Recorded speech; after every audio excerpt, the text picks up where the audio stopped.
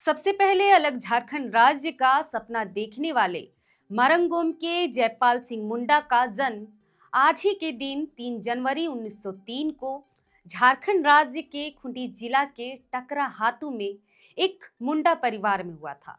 मरंगोम के जयपाल सिंह मुंडा के 122वें जन्मदिन के मौके पर आज हम हमारे चैनल के माध्यम से उनके बारे में विस्तार से बातें करेंगे।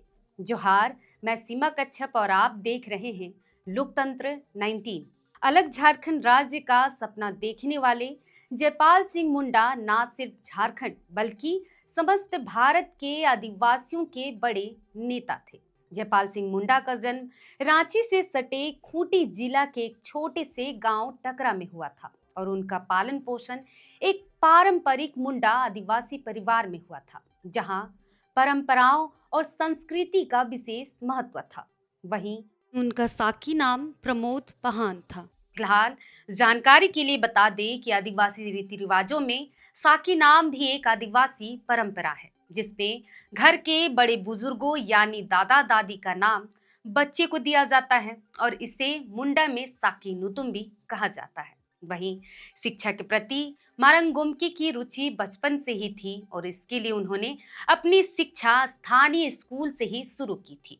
बाद में उन्होंने रांची के एक स्कूल से अपनी उच्च शिक्षा प्राप्त की। फिलहाल जानकारी के लिए बता दें कि मरंगुमकी एक जाने माने राजनीतिक, पत्रकार, लेखक, संपादक, शिक्षाविद और 1925 में ऑक्सफोर्ड ब्लू का किताब पाने वाले हॉकी के एकमात्र अंतर्राष्ट्रीय खिलाड़ी थे। उनकी कप्तानी में 1928 में ओलंपिक में भारत ने पहला स्वर्ण पदक जीता था। उन्होंने आदिवासियों को अधिकार दिलाने के लिए सड़क से लेकर संसद तक संघर्ष करने के साथ साथ संविधान सभा में भी आदिवासियों के अधिकारों का आवाज बुलंद किया था। और यही नहीं, मरंगुम के अलग झारखंड राज्य के लिए हर वह कुर्बानी देने के लिए तैयार थे। इसके लिए उन्होंने बिना किसी स्वार्थ के संयुक्त बिहार के उप मुख्यमंत्री के पद से भी इस्तीफा तक दे दिया था।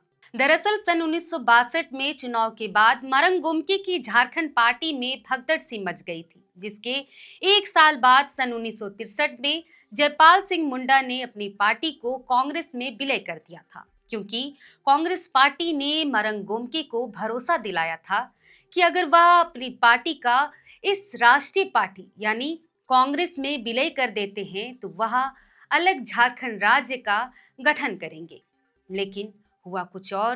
कांग्रेस ने सिर्फ अपने स्वार्थ के लिए मरंगुमकी से झारखंड पार्टी का कांग्रेस में विलय करने को कहा था और भले ही बाद में जयपाल सिंह मुंडा को संयुक्त बिहार का उप मुख्यमंत्री बना दिया गया, लेकिन अलग झारखंड राज्य का सपना देख रहे संयुक्त बिहार के उप मुख्यमंत्री जयपाल सिंह मुंडा ने 1 महीने बाद ही अपने पद से इस्तीफा दे दिया था।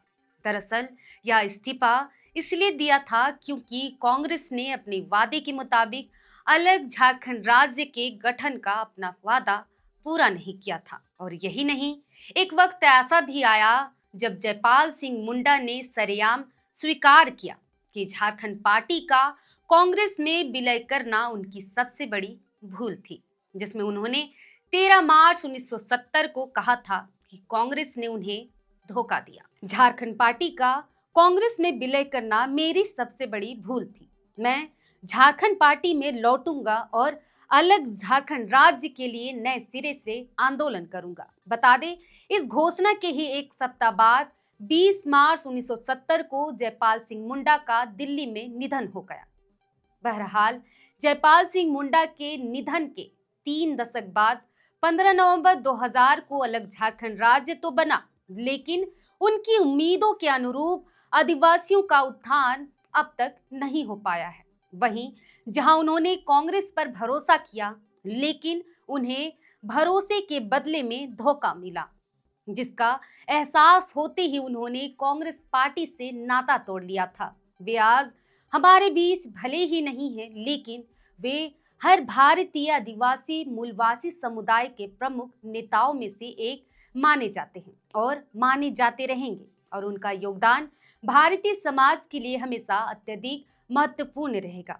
खासकर झारखंड क्षेत्र में आदिवासी मूलवासी अधिकारों की रक्षा के लिए उनके संघर्षों को ऐतिहासिक महत्व दिया जाएगा और तमाम आदिवासियों और मूलवासियों के बीच एक प्रेरणा स्रोत के रूप में याद किए जाएंगे। फिलहाल आज उनके इस 122वें जन्म जयंती के मौके पर लोकतंत्र 19 का पूरा परिवार उन्हें सत सत नमन करता है। जोहार।